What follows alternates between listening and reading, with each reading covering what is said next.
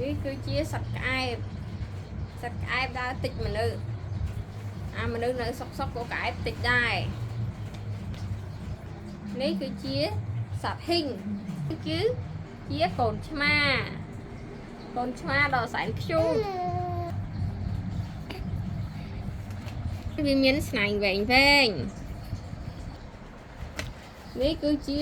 ខ្លាឃ្មុំពេលដូចជាខ្លាឃ្មុំផ្ទះយើងក៏មានដែរយប់ឡើងនេះទេខ្លាឃ្មុំនេះគឺជាសត្វតោនៅលើរឹងហ្នឹងទុយហ្នឹងគឺវារើស៊ីពេលយប់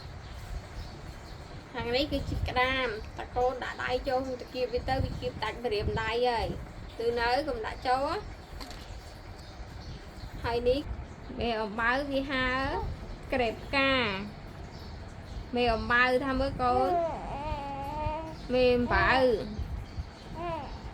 មេសត្វកណ្ដោវាស៊ីស្រូវខុសពីកូនពៅមុំដល់គោហើយនេះគឺជាសត្វសេះហ្នឹងកូនហ្នឹងណាកាន់កូនឃើញទេធ្វើតែទំធំកណ្ដោបនេះគឺជាក្រពើជីងចក់ជីងមកចង់រួចទេមុំហ្នឹងវាក្រេបកាតែក៏វាតិចមនុស្សដែរកូនកុំលេងវាអាហ្នឹងណាឬនៅ